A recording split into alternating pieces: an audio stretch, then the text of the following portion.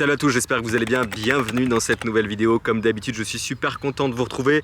Vous le voyez avec le lac Léman derrière moi, je suis dans un parc magnifique, il fait beau, ça fait plaisir. Alors je suis sorti de mon bureau pour profiter de ce beau temps, mais surtout parce que j'avais pas le temps de vous faire une vidéo structurée comme d'habitude, une vidéo pédagogique dans mon bureau, car j'ai beaucoup de boulot cette semaine, en l'occurrence avec le salon du trading qui a lieu vendredi. Donc au moment où la vidéo sera partagée, évidemment, le salon du trading aura déjà eu lieu et j'aurai eu peut-être l'occasion d'en voir certains d'entre vous, notamment à ma conférence. Donc merci à vous si c'était le cas. Alors cette vidéo elle sera pas cutée, c'est une vidéo qui sera beaucoup plus directe où je vais partager un peu mes pensées de vive voix par rapport à cette question qu'on me pose souvent. Est-ce que plutôt faire du business type e-commerce ou plutôt du trading quand on a un petit peu un doute entre les deux activités? Bon, déjà si vous avez un doute entre les deux activités, ça démarre un petit peu mal parce que le trading, faut être honnête, c'est censé être une passion dans un premier temps, même si évidemment on est attiré par le côté combien d'argent on va gagner. Je le comprends tout à fait, c'était aussi mon cas. Mais du coup, si vous avez un doute entre les deux, on va voir si c'est plutôt l'e-commerce ou le trading qui sera le plus avantageux. On va se concentrer sur la partie risque et aussi sur le taux de succès. Donc restez bien jusqu'au bout de cette vidéo. Allez, c'est parti. Intro, avant ça, peut-être abonnez-vous à la chaîne YouTube, mettez vos likes et bien sûr vos commentaires pour l'algorithme YouTube. Découvrez votre programme avec IG, partenaire officiel du GK Trading. Alors déjà, la première question qu'il faut se poser, c'est quoi le trading et c'est quoi l'e-commerce? C'est souvent le dropshipping, c'est le type d'e-commerce qui est à la mode en ce moment. En fait, d'ailleurs, depuis plusieurs années, mais ça reste quand même relativement à la mode si on regarde un petit peu les recherches sur Google. Alors, dans un premier temps, pour les débutants, le trading, c'est quoi? C'est le fait d'acheter et vendre des produits.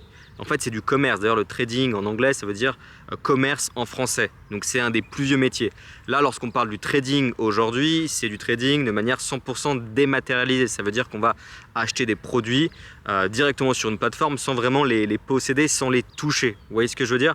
Donc, ça peut être le cas sur les actions, sur les indices, sur les matières premières, sur les devises, sur les cryptos, sur le Bitcoin notamment en ce moment avec les mouvements assez forts qu'il a. Donc, c'est ça en fait le trading, c'est de pouvoir faire de la spéculation. Et étant donné que c'est complètement dématérialisé, c'est ça l'avantage, c'est qu'on peut être beaucoup plus rapide. Quelqu'un qui va acheter une voiture pour la revendre derrière avec une marge, bon bah ça va prendre beaucoup plus de temps. L'opération va peut-être se faire en une semaine, voire peut-être en un mois. En trading, on peut faire une opération en moins d'une minute, voire certains traders en moins d'une seconde. C'est le trading d'ailleurs haute fréquence. Donc c'est ça l'avantage du trading, c'est qu'on n'a pas de produits qu'on va toucher, on n'a pas ces problématiques-là de stock, d'achat, de vente. On va simplement utiliser une plateforme de trading sur laquelle on a fait du dépôt de capital et on va pouvoir tout simplement trader la plupart des produits. Alors ça ne veut pas dire non plus que c'est facile. En fait, le trading est facilement accessible. On peut facilement ouvrir un trade et le clôturer, faire des clôtures partielles, mettre le stop loss avec profit. Mais ça ne veut pas dire, pas confondre, que c'est facile de gagner de l'argent en trading.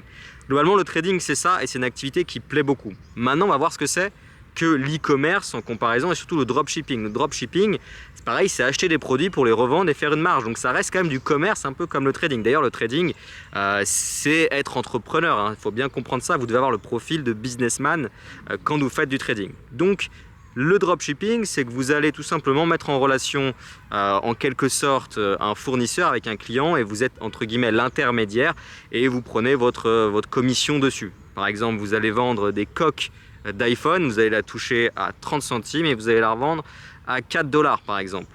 Et lorsque le client va passer commande, bah, ça va directement envoyer depuis le fournisseur vers le client. Et donc ça, c'est assez pratique aussi parce que, faut bien être honnête, il y a assez peu de risques, vous n'avez pas besoin d'avoir du stock.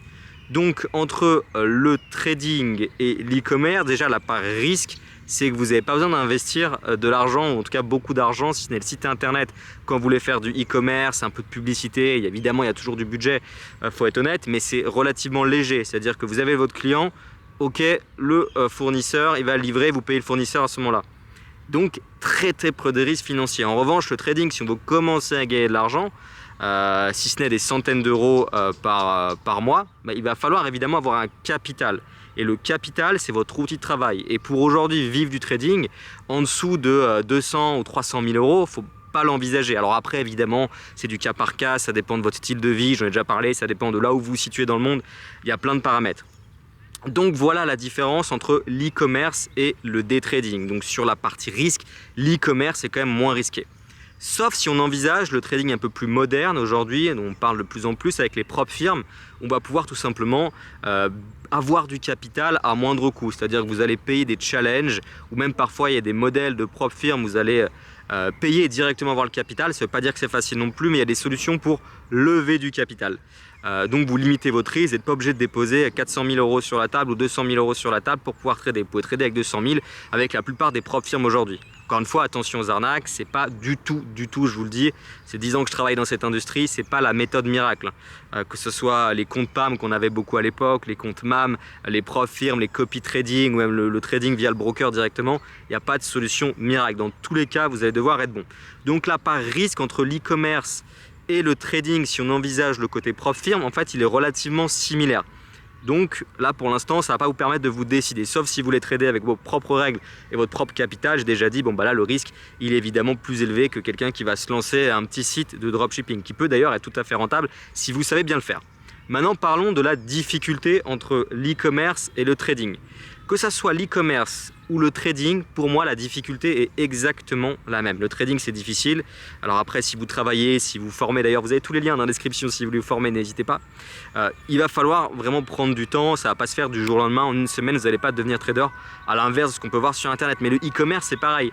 En fait, moi, ce qui va beaucoup me gêner dans cette mentalité un peu franco-française, mais pas que, et c'est aussi un peu le cas en Suisse, c'est un peu le cas en Belgique, un peu le cas ailleurs, moins aux États-Unis, moins en Angleterre, il faut être honnête, c'est qu'on va dire le trading, l'immense majorité des traders particuliers perdent, donc c'est de l'arnaque, ce qui n'est pas du tout vrai en fait. Ce n'est pas de l'arnaque, c'est pas parce que 80% des gens vont échouer que c'est de l'arnaque. Et c'est exactement les mêmes chiffres pour quelqu'un qui va lancer un site de dropshipping ou qui va se faire une formation pour apprendre à faire du e-commerce.